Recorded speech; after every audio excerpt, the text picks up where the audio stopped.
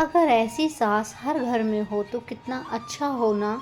यह क्या दीदी, आपकी बहू ने अपनी चाय उठाई और कमरे में चली गई, ना तो मेरे पैर छुए और ना ही मुझे चाय दी और ना ही आपसे चाय पूछी। ऐसा कैसे हो सकता है?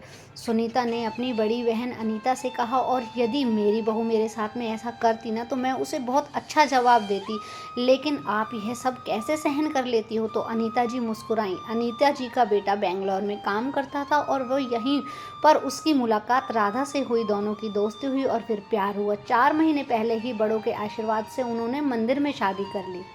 राधा की माँ ने पहले ही राधा के कानों में डाल दिया था कि अपनी सास से थोड़ी दूरी बनाकर ही रखना। तू थोड़ा सा काम करेगी वह तेरे ऊपर पूरा ही काम छोड़ देगी और खुद फ्री रहने लगेगी। उसने अपनी माँ की बातों को अच्छे से समझ लिया था और अब वह 4 दिन के लिए ससुराल आई थी तो उसमें भी अपनी सास से सही से बात नहीं करती थी। लेकिन अनीता जी समझदार थी, वह घर में कलेश नहीं चाहती थी, इसलिए चुप रहती थी। बेटे से भी कुछ नहीं कहती थी और सोचती थी 4 दिन के लिए ही तो आई है, क्या इससे कुछ कहूँ। जब सुनीता यानी कि राधा की मौसी सास वहाँ पर आई अपनी बेटी की शादी का कार्ड देने के लिए, तब राधा रसोई में चाय बना रही थी और मौसी सास के आने पर उसे बहुत ज़्यादा गुस्सा आया। राधा ने अपनी चाय भी बनाई और अपनी आदत के अनुसार उस चाय को उठाकर अपने कमरे में चली गई। कमरे में जाने लगी तभी मौसी जी ने ऐसा कहा तो उसने सुन लिया और यह सोचकर उसे बहुत गुस्सा आया, लेकिन अपने गुस्से को पी गई। बहन की ऐसी बात सुनकर अनीता जी बोली, अरे जीजी, छोटी छोटी बातों पर गुस्सा करना बहुत आसान होता है, लेकिन रिश्ते बचाना बहुत ही मुश्किल काम है। जैसे हम सास बनते ही बहुओं से ढेरी सारी उम्मीदें लगा लेते हैं, उसी तरह बहुएं भी हमसे उतनी ही उम्मीदें लगा कर रखती हैं।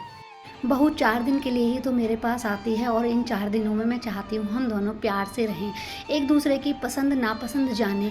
एक कप चाय का क्या है, वो तो कोई भी बना देगा। दीदी याद रखना, गुस्से से बड़ा रिश्ता होता है।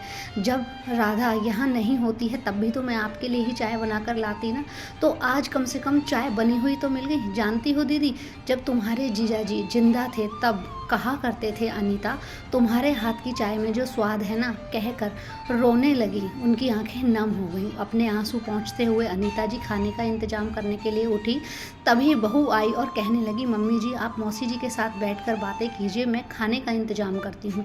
यह कहकर राधा किचन में खाने का इंतजाम करने के लिए चली गई। दरअसल चाय पीने के बाद जब वह बर्तन रखने के लिए रसोई में जा रही थी तब उसने अपनी सास और मौसी सास की बातें सुन ली थी।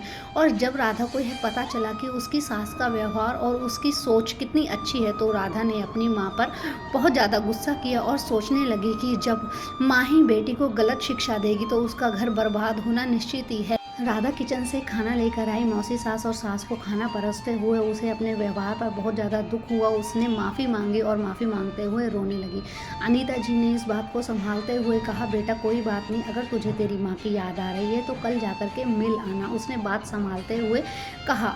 वह अपनी समधन की बुराई अपनी बहन के सामने होते हुए कैसे देख सकती थी। सुनीता जी मन ही मन कह रही थी कि रिश्ता निभाना तो कोई इस छोटी बहन से सीखे। कितनी आसानी से अपनी समधन की कही हुई बात को छुपा लिया इसने। रिश्तों को बचाना ही अहम होता है, रिश्तों से बढ़कर लड़ाई नहीं होती, कुछ नहीं होता। वीडियो अच्छी लगे तो इसे लाइक कर देना।